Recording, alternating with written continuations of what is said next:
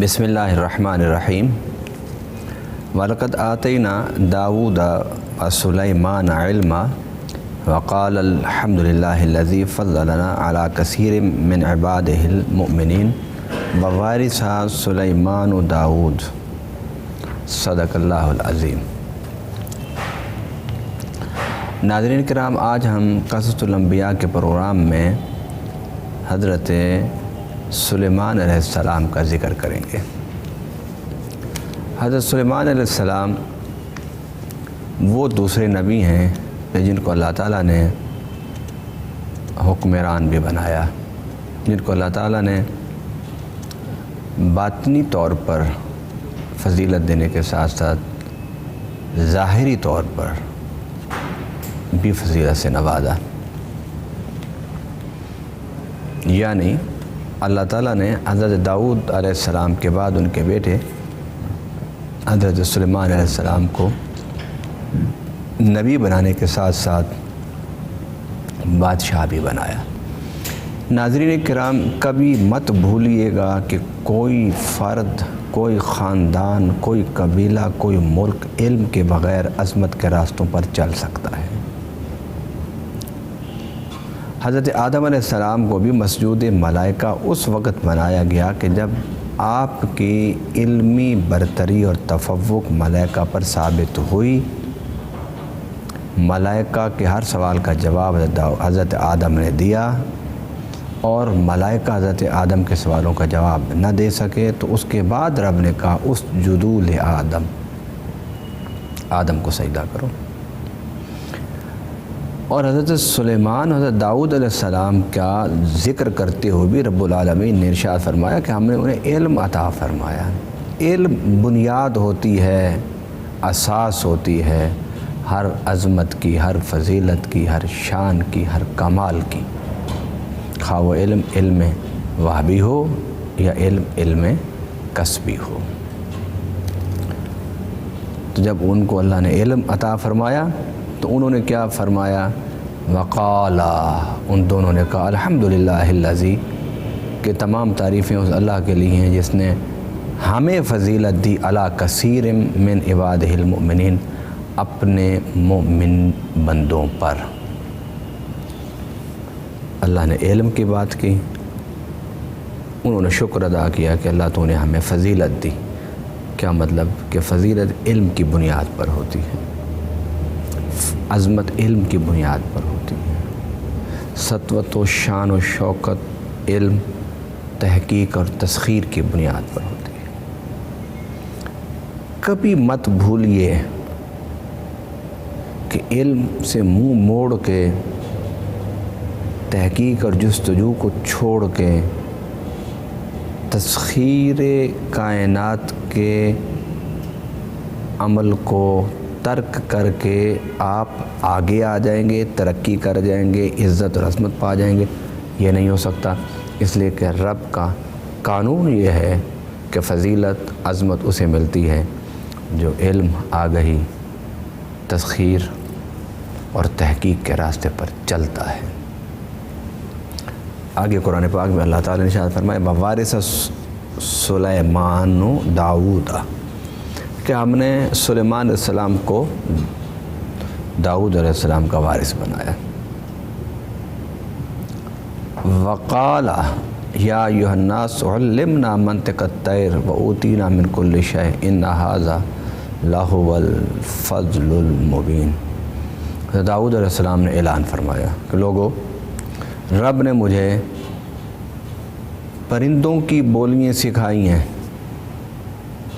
میں پرندوں کی بولیاں سمجھتا ہوں، پرندوں کی باتیں میں سمجھتا ہوں، اور صرف یہی کمال مجھے اللہ نے نہیں دیا وَأُوتِينَا مِن كُلِّ شَيْءٍ، کیونکہ میں نبی بھی ہوں تو بسبب نبوت اللہ نے مجھے ہر کمال، ہر فضل عطا فرمایا ہے۔ جو نبی نہیں ہوتا اس میں بھی فضل و کمال ہوتا ہے اگر وہ اسے حاصل کرنا چاہے، مگر جہاں لفظ آ جائے کہ یہ نبی ہیں، یہ رسول ہیں، وہاں سمجھ لو کہ اللہ کے سارے خوبیاں، فضائل، مناقب، کمالات اس کے اندر موجود ہوں گے، کیونکہ نبوت نام ہی فضائل و کمال کے مجموعے کا ہے۔ نبی بھی کہے انسان اور پھر عیب بھی تلاش کریں، نبی بھی کہے انسان پھر اس میں نقص تلاش کرے، ایسا نہیں ہو سکتا۔ نبوت نام ہی فضل و کمال کا ہے، حسن و جمال کا ہے، عظمت و شان کا ہے۔ حضرت سلیمان علیہ السلام کے حوالے سے یہ بات بڑی مشہور ہے کہ اللہ تعالیٰ نے جن و انس کو آپ کے تابع کر دیا تھا، چرند اور پرند کو آپ کے تابع کر دیا تھا، ہواؤں کو آپ کے تابع کر دیا تھا۔ یعنی حضرت سلیمان علیہ السلام کو علم بھی تھا، اور علم کے ساتھ ساتھ اللہ نے آپ کو تسخیر کائنات کا کمال بھی عطا فرمایا ہوا تھا۔ اور قرآن کہتا ہے اس تسخیر کائنات کے حوالے سے بات کرتے ہوئے کہ آپ تخت پر بیٹھے ہوئے جا رہے ہیں تو آپ ہنسے، تو جب آپ ہنسیں تو پوچھا گیا کہ آپ کس بات پر آپ مسکرا رہے ہیں؟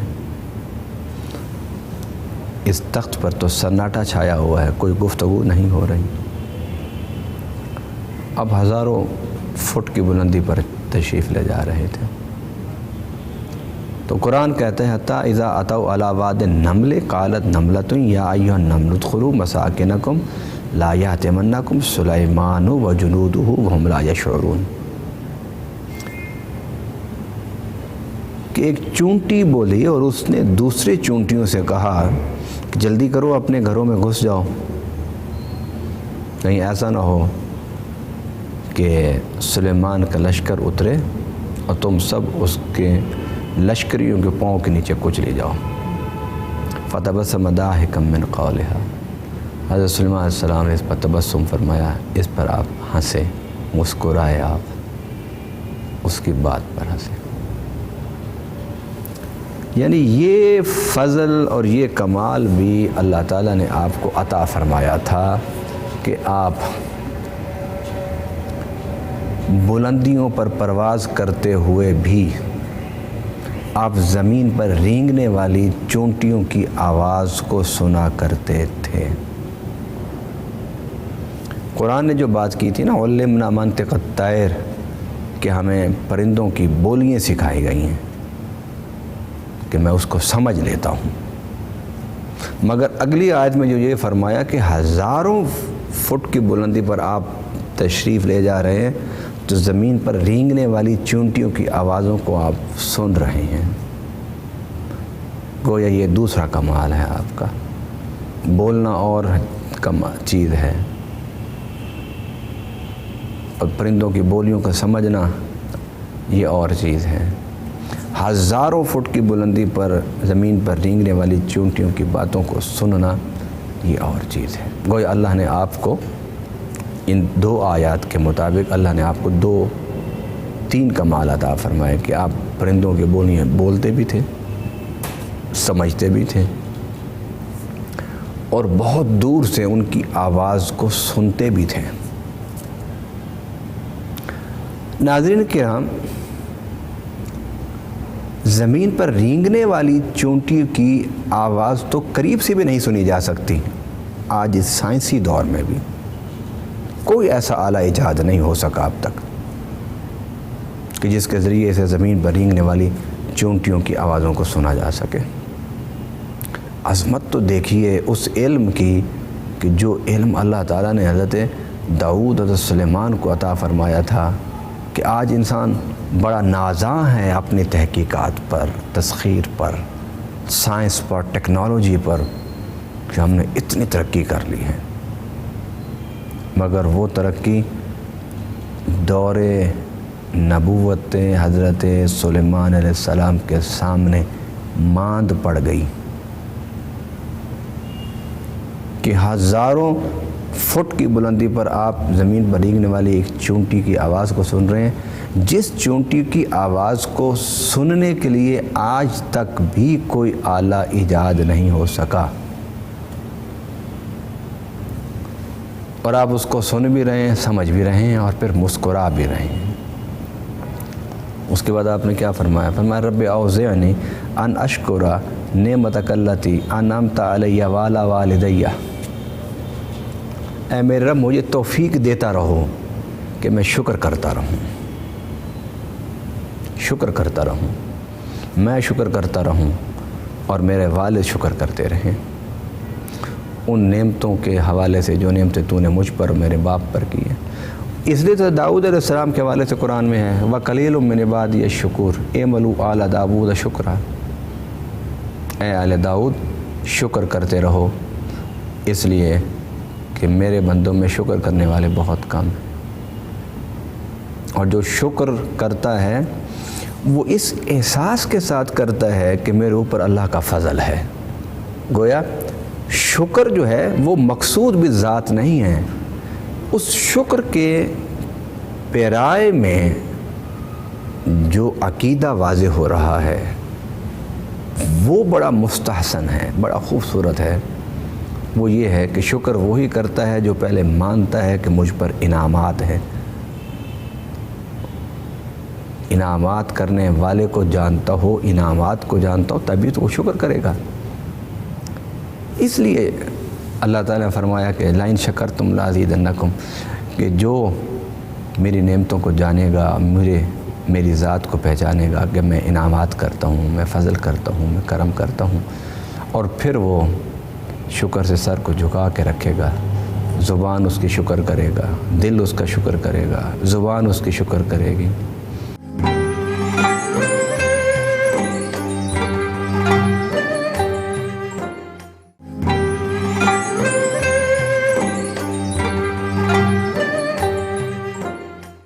تو فرمایا جب وہ شکر کرے گا تو ہم اس کی نعمتوں میں اضافہ فرماتے جائیں گے۔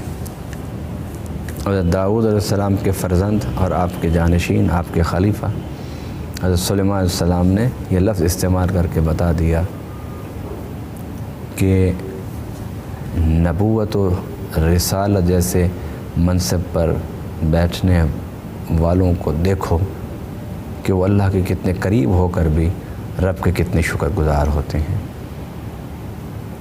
شکر ہی تو رب کی قربت کا راستہ کھولتا ہے، شکر ہی رب کی رضا کا راستہ کھولتا ہے، شکر سے ہی رب کی نعمتیں ملتی ہیں، شکر سے ہی انسان کو عظمتیں ملتی ہیں۔ اور پھر شکر کس کا کرنا ہے؟ اللہ کا کرو۔ اللہ کے بعد انسانوں میں جو آپ پر احسان کرتے ہیں ان کا کرو۔ قرآن پاک میں اللہ تعالیٰ نے حضرت لقمان علیہ السلام کے حوالے سے جو انہوں نے اپنے بیٹے کو نصیحت کی تھی وہ یہی کی تھی کہ بیٹا شکر کا راستہ نہ چھوڑنا۔ جو شکر کا راستہ چھوڑ دیتے ہیں وہ کبھی بھی فضیلتوں کے مقام پر نہیں بیٹھ سکتے۔ شکر کوئی بھی کرے اللہ اس کو عطا فرمائے گا، خواہ وہ کلمہ پڑھنے والا ہو، مسلمان کہلانے والا ہو یا غیر مسلم ہو۔ کچھ اصول اور ضوابط اللہ تعالیٰ نے عام رکھے ہیں، ان میں سے ایک شکر گزاری ہے۔ جو بھی شکر گزاری کرے گا اس پر اللہ کا انعامات ہوں گے۔ قرآن پاک میں بھی اللہ تعالیٰ نے جا بجا فرمایا ہے کہ اللہ کا شکر کرو، اللہ کا شکر کرو، اس کی نعمتوں کا شکر کرو۔ لَئِن شَكَرْتُمْ لَأَزِيدَنَّكُمْ لَئِن شَكَرْتُمْ لَأَزِيدَنَّكُمْ، تم شکر کرتے جاؤ میں تمہاری نعمتوں کو بڑھاتا جاؤں گا۔ اور فرمایا کہ جو ناشکری کرتا ہے وہ تنگ دستی میں آ جاتا ہے، جو ناشکری کرتا ہے وہ پریشانیوں میں آ جاتا ہے، مصیبتوں میں آ جاتا ہے۔ جو ناشکری کرتا ہے وہ اللہ کی رحمتوں سے، عنایات سے محروم ہو جاتا ہے۔ میرے آقا صلی اللہ علیہ وسلم نے فرمایا من لم یشکر الناس لم یشکر اللہ، کہ جو بندوں کا شکر ادا نہیں کرتا وہ اللہ کا شکر گزار کیسے ہو سکتا ہے؟ رب العالمین نے ماں باپ کو رب کہا ہے نا، کما ربیانی صغیرہ، کہ میں جب چھوٹا تھا تو یہ مجھے پالتے تھے، ربیانی مجھے پالتے تھے۔ تو ماں باپ کا شکر کرو، استاد کا شکر کرو،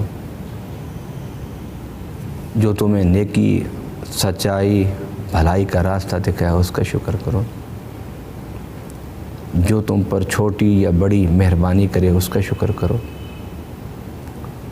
شکر کرو،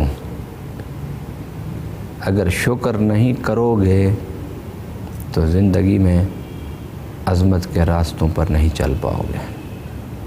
اللہ کو وہ بندہ بہت ناپسند ہے کہ جو ناشکرا ہوتا ہے۔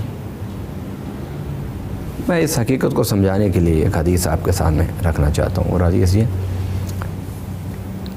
کہ حضور صلی اللہ علیہ وسلم نے ایک موقع پر فرمایا کہ جہنم میں عورتیں ہوں گی۔ تو حضور صلی اللہ علیہ وسلم سے پوچھا گیا کہ ان کے جہنم میں ہونے کی کیا وجہ؟ فرمایا یہ کہ جو جہنم میں عورتیں ہوں گی ان میں سے اکثر اس لیے جہنم میں جائیں گی کہ وہ ناشکری ہوں گی۔ آج بھی جو بیگمات، جو خواتین خانہ اللہ کا بھی شکر کریں اور اپنے گھر میں اپنے ماں باپ کا، اپنے ساس سسر کا، اپنے خامد کی بھی شکر گزار رہیں، ان کی زندگی جنت ہے۔ اور جو ناشکری مزاج رکھنے والے لوگ ہوتے ہیں ان کے گھروں میں سکون نہیں ہوتا، اطمینان نہیں ہوتا، پرسکون نہیں ہوتے ان کے گھر۔ تو گھروں میں اگر سکون پیدا کرنا چاہتے ہو، آپس کے روابط کو بہتر کرنا چاہتے ہو، تو کوئی چھوٹی سی بھی مہربانی کرے تو اس کا ضرور شکریہ ادا کیا کرو۔ حضرت سلیمان علیہ السلام جا رہے تھے، قرآن کہتا ہے اسی آیت سے آگے کہ آپ نے جب اللہ کا شکر کیا کہ اللہ تیرا شکر ہے کہ تو نے مجھے اتنی فضیلت کے مقام پر بٹھایا ہے۔ قرآن کہتا ہے کہ آپ نے دائیں بائیں دیکھا تو وَتَفَقَّدَ الطَّيْرَ فَقَالَ مَا لِيَ لَا أَرَى الْهُدْهُدَ أَمْ كَانَ مِنَ الْغَائِبِينَ۔ فرمایا ہدہد کدھر ہے؟ نظر نہیں آ رہا ہدہد۔ لَأُعَذِّبَنَّهُ عَذَابًا شَدِيدًا أَوْ لَأَذْبَحَنَّهُ أَوْ لَيَأْتِيَنِّي بِسُلْطَانٍ مُبِينٍ۔ فرمایا کہ اگر وہ کوئی مضبوط وجہ نہ بیان کر سکا ہدہد کہ کہاں گیا تھا اور کیوں گیا تھا، تو میں اس کو ذبح کر دوں گا یا اسے سخت سزا دوں گا میں۔ تھوڑی دیر کے بعد جب ہدہد آئے تو پوچھا تم کدھر تھے؟ تو ہدہد نے کہا انی وجدت امرأۃ تملکها وأوتیت من کل شیء ولها عرش عظیم۔ ہدہد نے کہا کہ میں ایک ایسی ملک سے گزرا ہوں جس میں ایک عورت حکمرانی کرتی ہے، بہت بڑی سلطنت ہے، اس کے پاس بہت کچھ ہے، اس کا ایک بہت بڑا تخت ہے جس پر وہ بیٹھتی ہے۔ وجدتها وقومها يسجدون للشمس من دون اللہ وزین لهم الشیطان۔ میں نے دیکھا ہے کہ اس کی قوم سورج کی پرستش کرتی ہے، اپنے بادشاہ ملکہ کو سجدے کرتی ہے۔ یہ ساری حقیقتیں ہدہد نے حضرت سلیمان علیہ السلام کو بتایا۔ تو سلیمان علیہ السلام، قرآن کہتا ہے کہ آپ نے ایک خط لکھا اور خط لکھ کے ہدہد کو دے دیا، اور ہدہد کو دینے کے بعد آپ نے فرمایا کہ یہ اس کے جہاں وہ بیٹھی ہے یہ وہاں پھینک دینا۔ ہدہد نے اسے پھینک دیا۔ تو اس میں آپ نے کیا لکھا تھا؟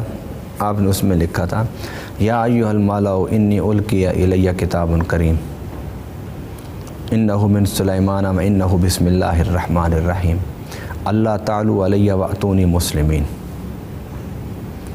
تو سلیمان علیہ السلام نے مشاورت سے خط لکھا، اور اس خط میں آپ نے کیا لکھا کہ یہ خط ہے سلیمان علیہ السلام کی طرف سے، اور بسم اللہ الرحمن الرحیم آپ نے لکھی، اور فرمایا اللہ تعالی علیہ، مجھ پر بلندی نہ چاہو، رعونت نہ کرو، تکبر نہ کرو، واتونی مسلمین، اور گردن جھکا کے میرے پاس آ جاؤ، اطاعت اختیار کرو میری، اس لیے کہ میں صرف حکمران اور بادشاہ ہی نہیں بلکہ اللہ کی طرف سے نبی بھی ہوں اور ہادی بھی ہوں، اور تم سجدے کراتی ہو اپنی رعایا سے اور تمہاری قوم سورج کی پوجا کرتی ہے،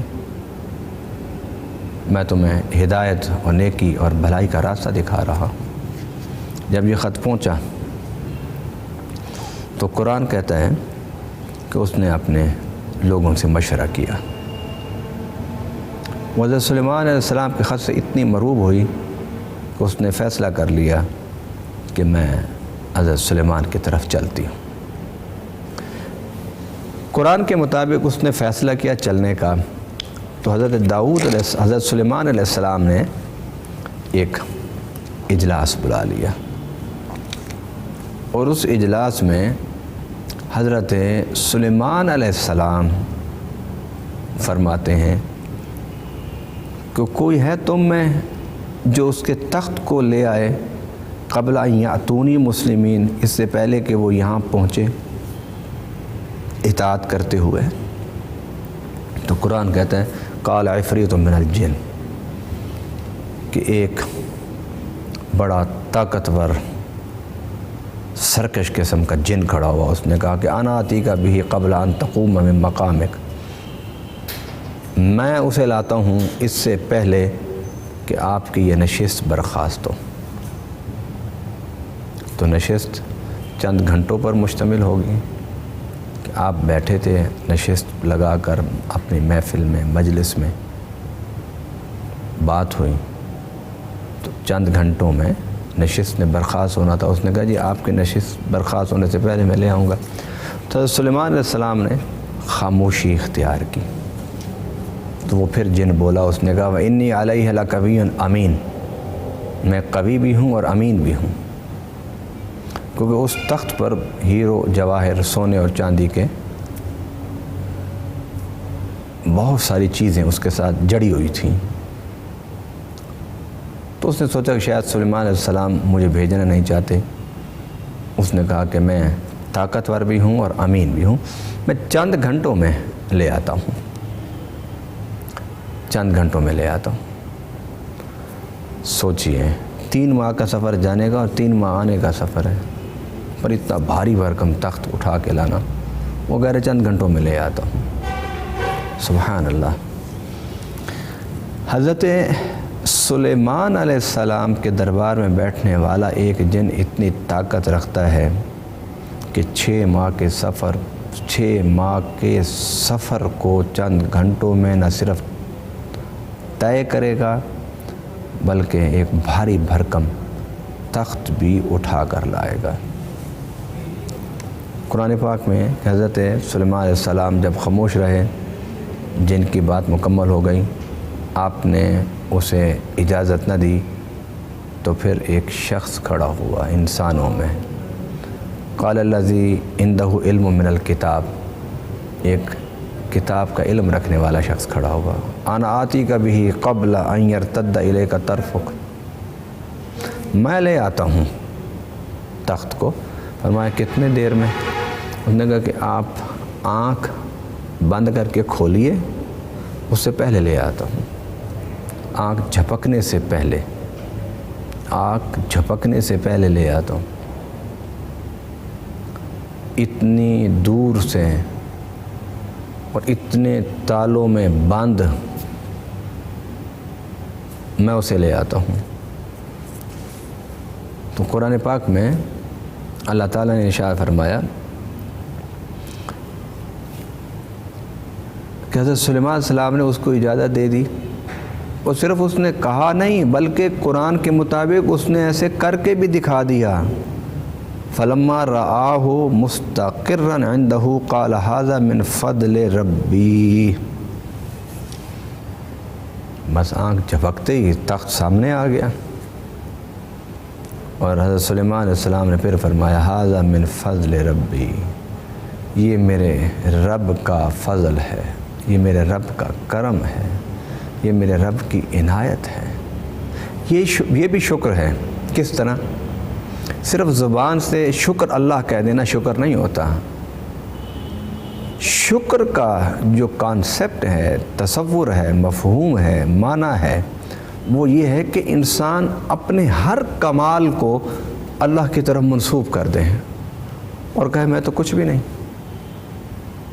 جی آپ عالم ہیں، آپ فاضل ہیں، آپ علم والے ہیں، آپ پیسے والے ہیں، آپ دولت والے ہیں، آپ اقتدار والے ہیں، کہنے والے کہہ رہے ہیں، لیکن آپ سب کی بات سن کے کہہ دیں کہ میں تو ایک بڑا عاجز اور حقیر اور فقیر سا انسان ہوں.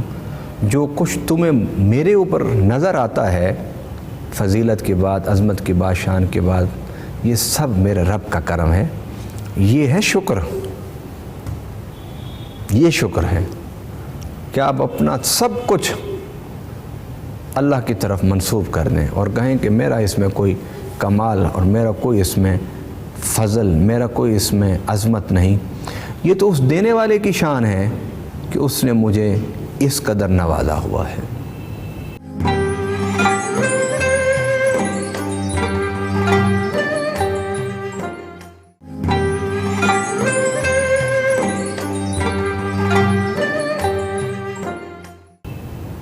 یعنی آپ لفظ سے کہیں اللہ کا شکر ہے، لیکن آپ کا چال ڈھال، بول چال، اٹھنا بیٹھنا اس میں تکبر ہو تو لفظ سے شکر کافی نہیں ہوگا. لفظ سے شکر کافی نہیں ہے. شکر دل کی ان کیفیتوں کو کہتے ہیں کہ جس کو لوگ آپ کے عمل سے دیکھیں. اگر رب نے آپ کو کمال اور عزت و شرف دی ہے تو آپ کی زبان سے محسوس کریں، کہ آپ کے لہجے سے محسوس کریں، آپ کے چلنے سے محسوس کریں، آپ کے بیٹھنے سے محسوس کریں، آپ کے اٹھنے سے محسوس کریں. اس لیے تو صحابہ کرام رضوان اللہ تعالیٰ علیہم اجمعین فرماتے ہیں حضور صلی اللہ علیہ وسلم جب بھی چلا کرتے تھے تو آپ کا سر آگے کی طرف جھکا ہوتا تھا. کبھی بھی آپ سر کو اٹھا کر سینے کو تان کر نہیں چلا کرتے تھے. یہ ہے شکر. انداز آپ کے متکبرانہ ہوں اور زبان سے طرف آپ شکر کرتے رہیں تو یہ شکر اللہ کو قبول نہیں ہے. یہ صرف لفاظی ہے. لفاظی سے کچھ نہیں ہوتا، نیتوں سے ہوتا ہے، ارادوں سے ہوتا ہے، انداز سے ہوتا ہے، اسلوب سے ہوتا ہے، اسلوب تکلم سے، اسلوب معیشت سے، معاشرت سے. کہ آپ کو دیکھ کے دیکھنے والے کہیں کہ دیکھو یہ بندہ کتنا بڑا ہے لیکن عاجزی کتنی ہے اس کے اندر. اور اس کا نتیجہ بھی یہی ہے کہ جو اللہ تعالیٰ نے فرمایا ہے، میرے آقا صلی اللہ علیہ وسلم نے بھی جہاں فرمایا من تواضع للہ رفعہ اللہ، کہ جو اللہ کے لیے جھک گیا وہ اور زیادہ سر بلند ہو گیا. تو آپ نے فرمایا ھذا من فضل ربی لیبلونی ااشکر ام اکفر، میں اللہ کا شکر کرتا ہوں یا ناشکری، یہ بھی میرے اوپر ایک آزمائش ہے. یہ اللہ مجھے آزماتا ہے، مجھے انعام کر کے، مجھ کو عزتیں دے کے، مجھے عظمتیں دے کے رب آزما رہا ہے. میں دیکھوں تو صحیح کہ میرا بندہ شکر کرتے ہوئے عاجزی کرتا ہے یا تکبر کا راستہ اختیار کرتا ہے. لیبلونی ااشکر ام اکفر، میرا رب مجھے آزمائش میں ڈال رہا ہے اتنا انعام فرما کر. اس لیے فرماتے ہیں نا کہ اللہ کی اگر نعمتیں ملتی ہیں تو یہ بھی آزمائش ہے کہ آپ ان نعمتوں کو استعمال کیسے کرتے ہیں، آپ ان نعمتوں کو دوسروں کو دیتے ہیں یا نہیں دیتے ہیں، بخل کرتے ہیں یا سخاوت کرتے ہیں، آپ شکر گزاری کرتے ہیں یا ناشکری کرتے ہیں. تو حضرت سلیمان علیہ السلام فرمایا من شاکر فانما یشکر لنفسہ، جو شکر کرتا ہے وہ اپنے فائدے کے لیے شکر کرتا ہے، اللہ کا کوئی فائدہ نہیں ہے. اگر ہم عاجزی اختیار کریں گے، شکر کریں گے تو اللہ کا کوئی فائدہ نہیں ہے، اپنا فائدہ ہے. ومن کفر، اور اگر ہم ناشکری کرتے ہیں اللہ کا کوئی نقصان نہیں ہے. فإن ربی غنی کریم، بے شک میرا رب تو غنی بھی ہے، کریم بھی ہے. کرتے رہو ناشکری، اللہ کو کیا فرق پڑتا ہے؟ اللہ کو کوئی فرق نہیں پڑتا. تمہاری ناشکری کرنے سے، احسان فراموشی سے رب کو کوئی نقصان نہیں. فرمایا اس میں نقصان تمہارا اپنا ہے.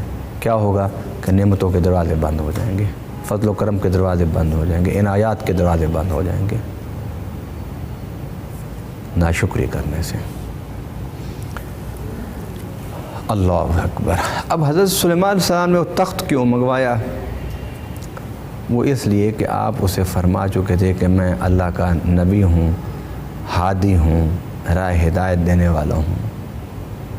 تو حضرت سلیمان علیہ السلام نے اس تخت کو بلایا اور تاکہ وہ یہاں آئے تو آ کر جب دیکھے تو اس کے سامنے میرا ایک معجزہ آ جائے، اور یہ تخت پر اس کی جب نظر پڑے تو یہ تخت اس کی ہدایت کے لیے سبب بن جائے، تاکہ وہ شرک چھوڑ دیں، بت پرستی چھوڑ دیں، سورج پرستی چھوڑ دیں، لوگوں کو سجدے کرانا چھوڑ دیں۔ یہ آپ نے اپنی شان و شوکت دکھانے کے لیے یہ تخت نہیں منگوایا تھا کہ بڑا تخت ہوگا میں اس پر بیٹھوں گا۔ حضرت سلیمان علیہ السلام کو اپنی شان و شوکت دکھانے کے لیے بڑے تختوں کی ضرورت نہیں تھی، اللہ نے آپ کو بڑی شانیں عطا فرمائی ہوئی تھی۔ اس تخت کو بلانے کا مقصد یہ تھا کہ وہ بعد میں پہنچے گی، یہ تخت پہلے یہاں ہوگا، وہ سوچے گی کہ میں نے تو تخت 7 تالوں میں رکھے تھے، 7 دربان میں نے کھڑے کیے تھے، کیسے وہ بندہ بچ کے دربانوں سے اندر گیا ہوگا، کیسے اس نے تالے کھولے ہوں گے، کس طرح اس نے اس تخت کو اندر سے اٹھایا ہوگا، پھر اٹھا کے کتنے لوگ لائے ہوں گے۔ پھر گھوڑوں پر بیٹھ کے سفر کرنا تیز ہوتا ہے، اونٹوں پر سفر آہستہ ہوتا ہے، تو یہ جو تخت کے ساتھ سفر تھا یہ گھوڑوں پر تو نہیں ہو سکتا تھا، یہ تو اونٹ پر ہوا ہوگا، تو اونٹ گھوڑے کی رفتار کا مقابلہ نہیں کر سکتے، تو کیسے تخت پہلے پہنچ گیا؟ وہ سوچے گی، جستجو کرے گی، اللہ اسی سوچنے میں، اسی جستجو میں اس کے لیے ہدایت کے راستے کھول دے گا کہ اس کے لیے سمجھنا آسان ہو جائے گا کہ داؤد کا یہ فرزند سلیمان علیہ السلام یہ نبوت اور رسالت کے منصب پر فائز ہیں، یہ صرف بادشاہ ہی نہیں، حکمران ہی نہیں، بلکہ اللہ کے نبی بھی ہیں۔ اور آپ نے یہی فرمایا تھا آپ نے کہ تم فرما بردار ہو کے، مسلمان ہو کے میرے پاس آ جا، اور ایسے ہی ہوا کہ جب اس نے آ کے اپنے تخت کو دیکھا تو اس کی سمجھ میں کچھ نہیں آ رہا تھا،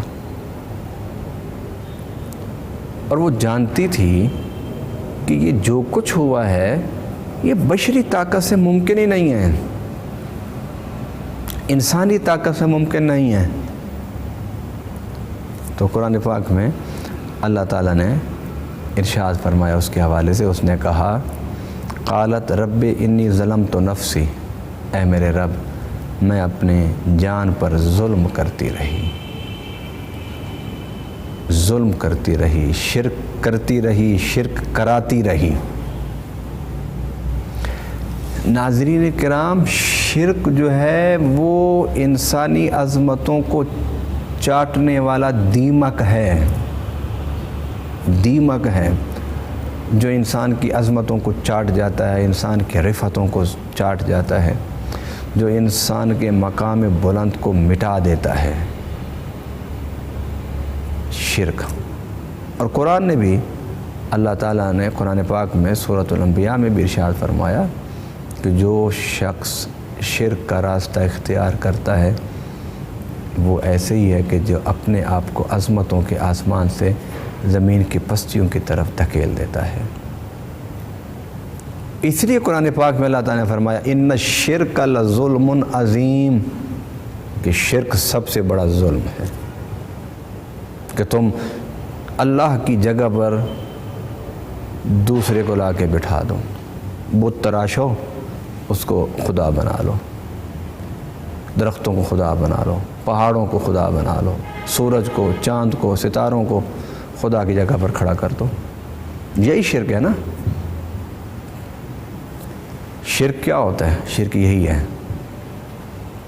کہ وضع شیء، چیز کو رکھنا اس جگہ پر جو اس کا محل اور مقام نہ ہو۔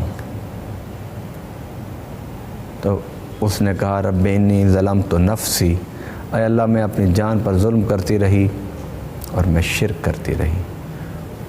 وہ سلطنت اور بادشاہت میں وہ ظالم نہیں تھی، امور سلطنت میں وہ ظالم نہیں تھی، رعایا کے ساتھ ظلم نہیں کرتی تھی وہ. لیکن اس نے کہا کہ میں ظلم کرتی رہی اپنے اوپر، اپنی جان پر، اپنی ذات پر، اپنی شخصیت پر میں ظلم کرتی رہی. اور وہ کیا ظلم؟ کہ میں سجدے کراتی تھی اور سورج کی پرستش پر انہیں روکتی نہیں تھی میں. اور آج میرے سامنے حقیقت حال آشکارا ہو گئی، آج میرے سامنے حقیقت حال واضح ہو گئی اور میں سمجھ گئی. اور سلیمان علیہ السلام نے مجھے سمجھا دیا کہ توحید ہی سیدھا راستہ ہے، حق کا راستہ ہے، سچا راستہ ہے. ناظرین کرام، توحید نبوت و رسالت کی کوکھ سے جنم لیتی ہے. توحید نبوت و رسالت کا پہلا سبق ہے، پہلا درس ہے. اور یہی حضور صلی اللہ علیہ وسلم نے جبل ابو قبیس پر کھڑے ہو کے جب پہلی دفعہ خطاب فرمایا تھا تو اس میں آپ نے یہی ارشاد فرمایا تھا، یا ایھا الناس قولوا لا الہ الا اللہ تفلحوا. لوگو اللہ کی توحید کی طرف آ جاؤ، کامیاب ہو جاؤ گے، اور رب کی توحید کی طرف نہ آئے تو ناکام ہو گے، پست ہو جاؤ گے، کمزور ہو جاؤ گے.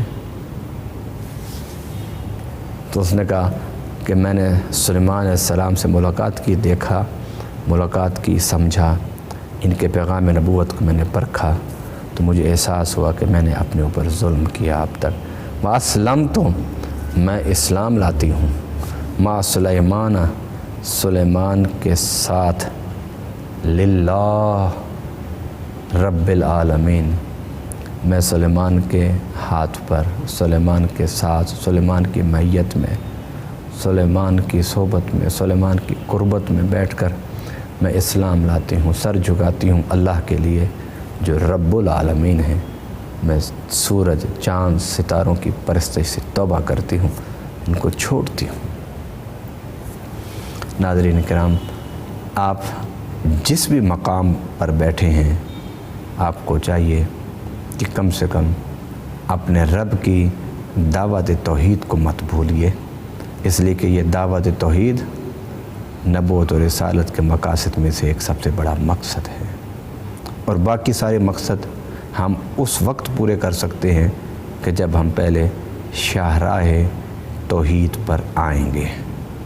جب دستور توحید پر ہم چڑھیں گے تو پھر ہم سوچیں گے کہ ہم نے اپنی زندگی کو اللہ اور اس کے رسول صلی اللہ علیہ وسلم کے احکامات کے مطابق کیسے گزارنی ہے، کیسے ڈھالنی ہے. توحید کے راستہ اختیار کرنے سے پہلے یہ چیزیں نہیں سوچی جا سکتی. یہ چیزیں سوچنے کے لیے ضروری ہے کہ آپ پہلے توحید کے دروازے سے اسلام کے اندر داخل ہوں، اللہ کی وحدت کا اعلان کریں اور رسول اللہ صلی اللہ علیہ وسلم کی نبوت کا اقرار کریں. اس کے بعد پھر آپ اپنے انفرادی اور اجتماعی سارے معاملات کو اللہ اور اس کے رسول صلی اللہ علیہ وسلم کی اطاعت و اتباع میں لانے کی کوشش کریں. یہ نچوڑ ہے، یہ خلاصہ ہے دین کا، وہ دین کہ جو حضرت آدم سے شروع ہوا اور میرے آقا صلی اللہ علیہ وسلم پر مکمل ہو گیا. اللہ تعالی ہمیں انبیاء کرام کی واقعات سے، ان کے قصوں سے، ان کی حکایات سے اللہ تعالی ہمیں عبرت حاصل کرنے کی توفیق عطا فرمائے، نصیحتیں حاصل کرنے کی توفیق عطا فرمائے اور روشنی لے کر دوسروں میں بانٹنے کی توفیق عطا فرمائے. وما علینا الا البلاغ المبین.